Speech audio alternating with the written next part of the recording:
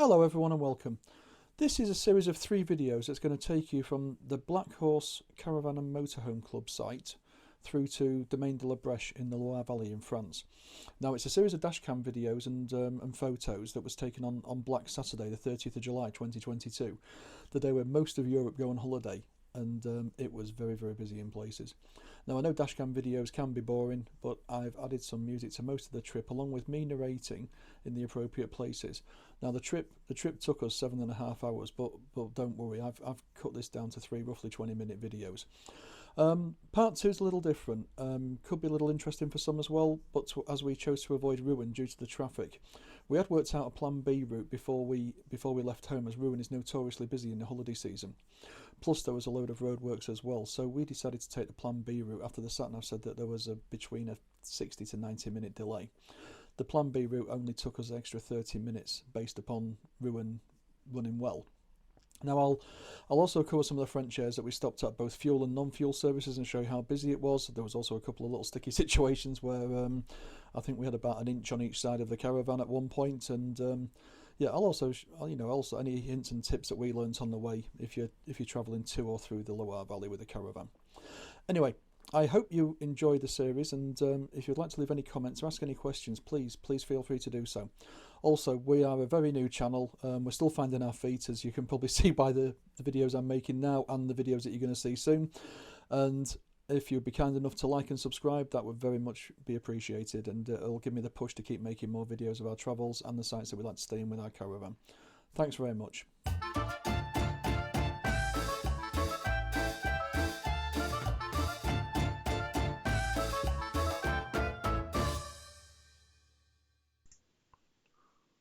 Well, hello and welcome to part 1.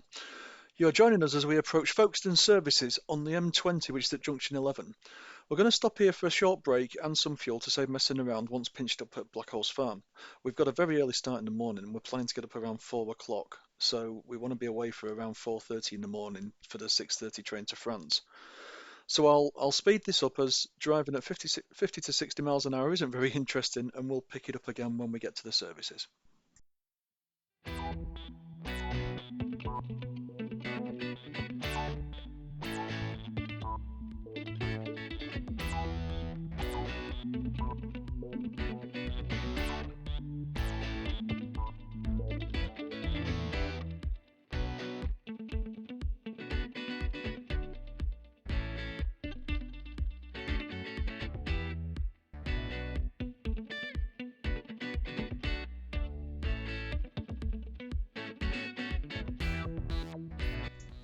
Okay, here we are entering the services. I don't know if it's just me, but I always try and get to the pump that's the nearest to the exit. Pulling a nearly 8 metre long caravan behind me, I still get a little choppy when I've got to do some tight turns, but maybe that's just me. Anyway, we've just filled up. We're on our way, and one thing I have noticed here is that the bushes are quite close. This is quite narrow actually, considering it's a motorway services. There's a very high curb on the right hand side if you do ever come this way, and the bush is also hanging out onto the road as well. So I'm not really a big fan of adventure scars on the caravan. It takes an awful lot of T-cut. But anyway, we're through it now and we're on our way to Black Horse.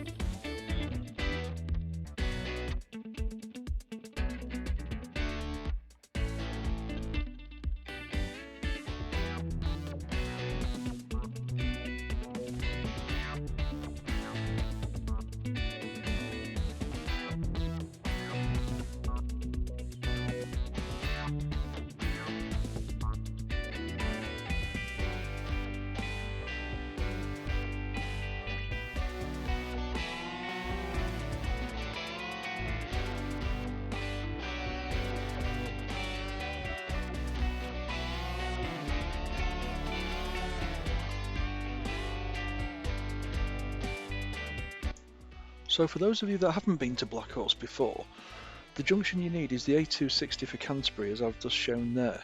It's the first junction after the M20 turns into the A20, so you go through the tunnel and the junction is right on the exit to the tunnel there. And yeah, you just basically follow the road all the way through, and you'll see in a sec.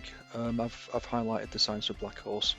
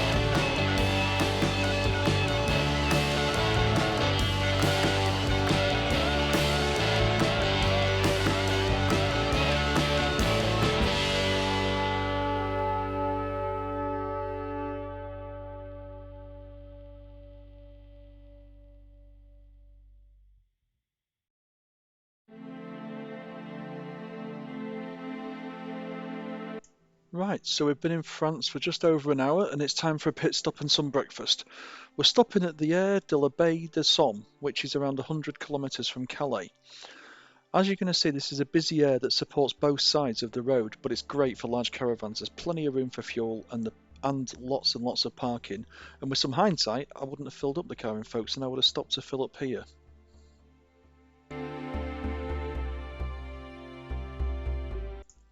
Now there are two caravan parks at this area.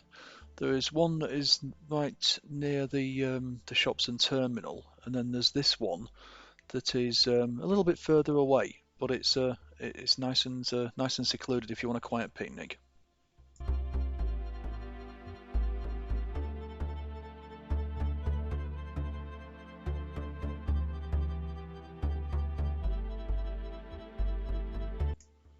And as you can see where that blue van is, the caravan park in the double bays are just up there on the right where the blue van is, but unfortunately they look quite full, so we're going to go towards the alternative parking that I showed you earlier. A little bit further away, but there should be some spaces there.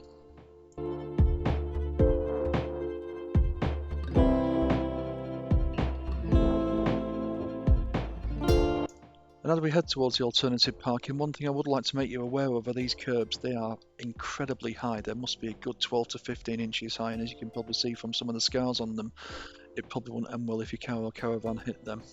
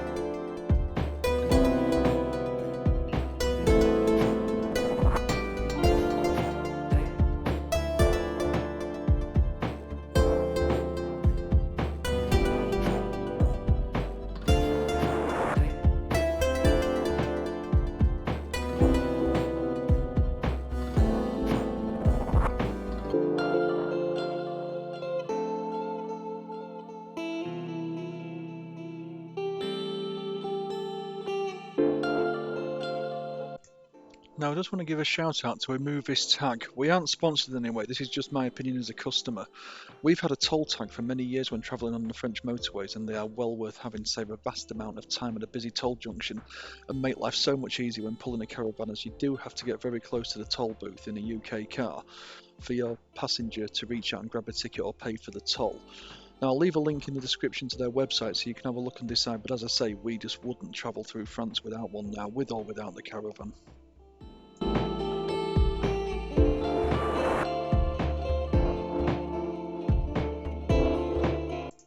Well, by now we are seeing traffic getting steadily worse on the sat-nav for Rouen, looking at about a 60-minute delay at the moment, so we've decided to go with our plan B route, which I'll show a little later and detail more in part 2.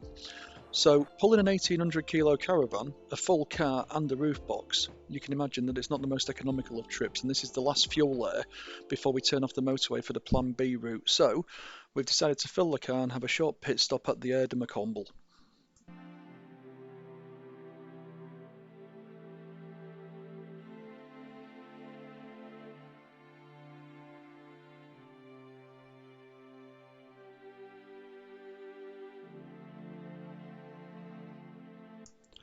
So now full of fuel, quick leg stretch and pit stop, we're heading back out again. So as you can see, the place is getting quite busy.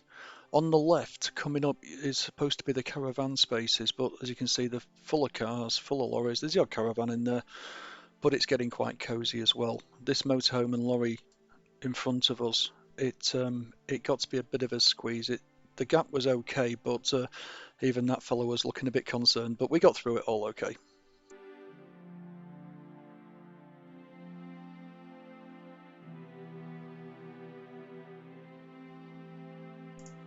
And now we're heading to the junction where Plan A for Ruin or Plan B kicks in. The satnav is saying an 80-minute delay through Ruin, and we aren't sure of the alternative. Even though we have a TomTom camper satnav with all of the car and caravan dimensions entered in, I'll be honest, if I haven't researched the route we are doing in a map book and on Google Maps, we won't be taking it unless we have to. I'm sure most of us have a story about a caravan and a single track road. The route we are taking for Plan B is the A29 to Evito and then the D roads towards the sign and over the Pont de Breton, absolutely stunning bridge, and then back onto the A13 to head south. As you can see on the map, it's only 13 minutes further by car, but in fact took us about 20 to 25 minutes more with the caravan. And also, I'd just like to say, if you got this far, thank you so much, and part 2 will detail the Plan B route. And if you'd like to leave a comment or question, please do. And again, your likes and subscribes will be very much appreciated. Thanks very much, and I'll see you again in part 2.